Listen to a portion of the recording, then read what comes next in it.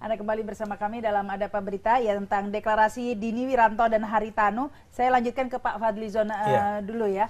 Bisa dikatakan Anda melihat bahwa deklarasi Wiranto dan Haritanu ini sebagai semacam pemanasan begitu ya, agar semakin dikenal publik, dan ini juga dilakukan Prabowo juga kan? Saya pikir memang seperti disampaikan oleh Ibu Zuhro, ini adalah satu gambling mungkin ya, dan setiap partai politik tentu ingin membuat satu manuver semacam itu. Hasilnya bisa positif, bisa negatif, itu tergantung dari publik menilainya. Kalau calon itu punya electability yang cukup tinggi, dua-duanya, ya tentu ini akan naik. Tapi kalau kurang, ya tentu akan lain hasilnya. Jadi memang ini satu keberanian yang harus kita acungi jempol juga gitu ya. Kalkulasinya kan ada berani gitu. Tapi kalau kami melihat di Gerindra memang yang paling penting adalah prosedur.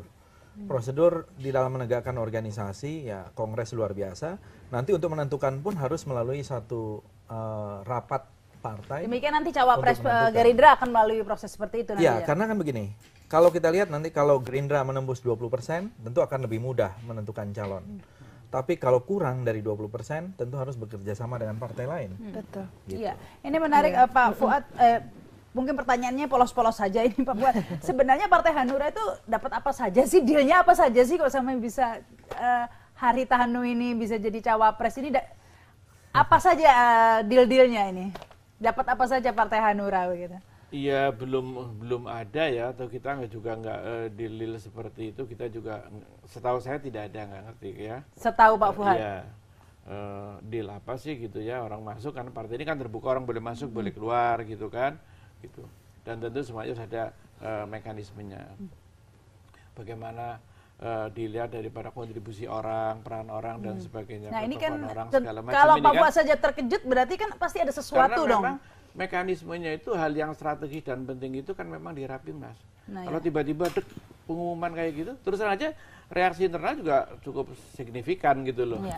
Yang bereaksi gitu ya. Repot juga ini yang bereaksi gitu kan. Sehingga banyak udahlah gitu, nggak usah pada hadir. Anda melihatnya gitu. Ini pasti ada sesuatu yang besar begitu Pak? Iya, ini perlu kan, karena pasti ini reaksi di dalam maupun di luar kan seperti ini. Kayak namanya orang ngetes itu kan gitu. Yang negatif juga di dalam itu juga banyak. Yang di luar juga banyak, yang positif juga ada. Wah ini berani tes pasar, segala berani macam-macam. Jadi memang seperti tadi bisa positif, bisa negatif.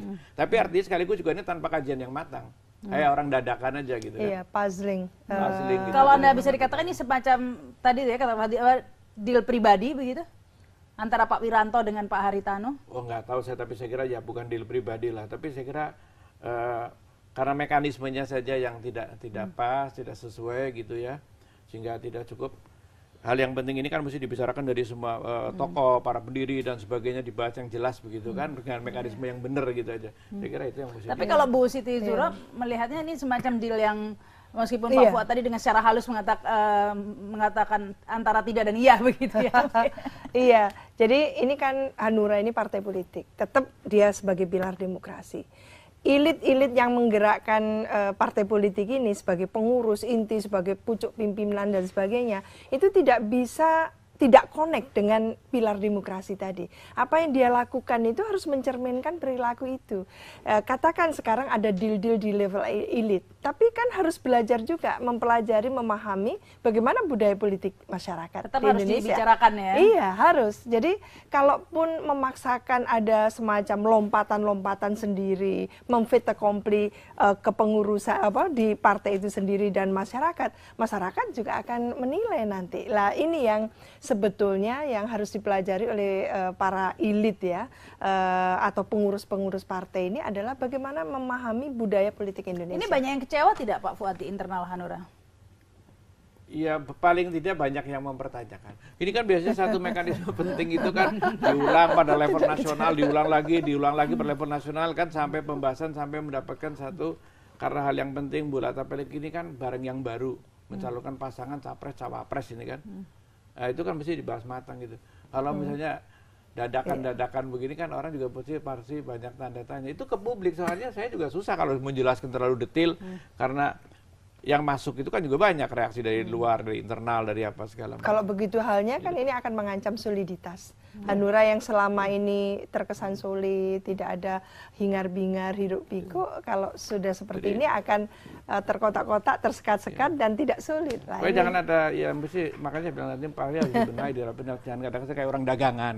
Ini bukan barang dagangan ataupun apa, kesan-kesan kayak gitu itu kan harus cepat dieliminir gitu. Ya, memang saya kira memang masalah di dalam budaya politik kita yang disebut Bu Siti Zuhro tadi, harusnya ada mekanisme kaderisasi. Bagaimana orang menilai kader, kader madya, kader utama dan sebagainya. Sejauh mana gitu. Jadi politik tidak dikuasai oleh kaum pemodal. Nah, ketika politik itu secara instan dikuasai oleh kaum pemodal, ini bisa berbahaya. Karena politik bukan alat atau menjadi alat untuk mengabdi, tapi alat untuk menguasai, dan kepentingannya bisa bermacam-macam gitu. Dan itu bisa menimbulkan oligarki nantinya. Nah, kita mengharapkan politik itu, ya memang ini idealnya ya, politik itu seharusnya menjadi lahan pengabdian, wadah pengabdian untuk memperbaiki keadaan, bukan untuk menguasai kekuasaan dan kemudian dengan kekuasaan itu menguasai yang lain gitu. Tapi bisa saja kayak kan Pak Fuad dikatakan bahwa sebenarnya hari tahun ini juga mempunyai keinginan untuk pengabdian juga, begitu kan, bisa saja dikatakan seperti itu. Mau mengabdi gitu. Oh, saya tidak mengatakan tidak mau mengabdi. Saya Enggak, mengatakan secara umum idealnya. ya. Secara umum. Karena itu mungkin dalam proses rekrutmen politik itu diperlukan ada satu standarisasi.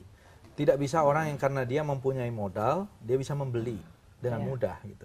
Dan politik transaksional yang ada sekarang dalam politik Indonesia ini sudah menjadi semacam gejala umum, ini yang membahayakan. Iya. Baik, kita terima telepon dulu. Halo, selamat malam. Selamat malam. Ya, silakan, dengan siapa di mana, Bu? Dengan Ibu Pauline di Pondok Indah. Silakan, Bu Pauline. Selamat malam ya. Iya. Malam. Dengan Ibu Pauline di Pondok Indah. Silakan Ibu Pauline langsung. Saya rasa saya sebagai eksekutif muda itu sah-sah saja kalau Wiranto. Halo? Ya, silakan langsung, kami mendengar suara Anda, Ibu. Saya rasa sebagai eksekutif muda, saya sah-sah saja kalau Pak Uwi dengan si Tanu ya. Tapi kembali dilihat ya, sekarang kan rakyat kan sudah cerdas. Yang dibutuhkan saat ini kan presiden yang berani untuk mengubah suatu keadaan. Saya rasa kok untuk seperti Jokowi, seperti Prabowo, itu pasangan yang cocok kalau menurut saya. Mungkin sebagian masyarakat Indonesia itu mendukung kalau Prabowo dan Jokowi itu pas, itu pasangan yang ideal untuk presiden yang akan datang. Terima kasih. Baik, terima kasih nih Bu Pauline. Ya, tampaknya Hanura benar-benar mengabaikan ya, atau kalau tidak dikatakan cuek saja ini ya dengan harapan-harapan seperti ini nih Pak Fuad. Nah, cuek ya juga, kita juga mencoba ya semaksimal mungkin menyerap aspirasi yang ada di masyarakat gitu kan. Memang kan kemudian bagaimana masyarakat menilai itu kan memang bisa dilihat di antara lain, bukan satu-satunya dari hasil survei. Survei partainya sudah meningkat atau belum, kira-kira tokoh-tokohnya juga kira-kira turnamen capres itu sudah meningkat atau belum. Nah, ini mungkin nanti ada tes baru cawapres meningkat atau enggak gitu kan, seperti itu. Itu memang belum tentu juga kita, kadang-kadang masyarakat juga kita susah sekarang ini ya, karena di satu pihak mereka banyak masyarakat mengharapkan yang ideal, tapi terus terang saja karena banyak juga rakyat kita yang hidupnya susah miskin, ya, dia juga bisa mengubah keputusannya seketika, misalnya dengan dapat uang balsem, PLSM, juga bisa berubah, misalnya gitu kan. Ya walaupun seketika. Mau ini pemilu, harapan bagi pemodal-pemodal ya untuk bertarung. Ya justru ini sekarang ini yang namanya saya bilang ini kan sekarang rezimnya adalah namanya istilahnya ini duifungsi baru, penguasa-pengusaha. Karena apa, yang bermain uang. Jadi yang penguasa, waduh gua kalau nggak punya duit ini berat sekarang. Jadi harus merangkap jadi pengusaha. Yang pengusaha juga, wah terancam juga nih, usaha saya bisa dicaplok sama penguasa. Jadi saya merangkap jadi penguasa. Jadi hilangnya duifungsi tentara, sekarang muncul duifungsi pengusaha. Itu memang terjadi. Nah, komersialisasi seperti inilah yang menyebabkan sekarang adalah mungkin para aktivis yang idealis itu kesulitan karena nggak punya uang. Orang-orang yang punya duit yang bisa mengendalikan ini negeri. Dan jadi politik menjadi jadi semakin kedaulatan mahal. negara berubah jadi kedaulatan pasar atau kedaulatan uang. Memang ini sekarang sedang terjadi kekuatan seperti itu. Nanti saya tanyakan ke Ibu Siti Zuhro ya, apakah pemilih kita nanti adalah pemilih yang komersil seperti itu ya. Tapi kita harus break dulu pemirsa, ada pemberitaan kembali setelah pesan-pesan berikut ini.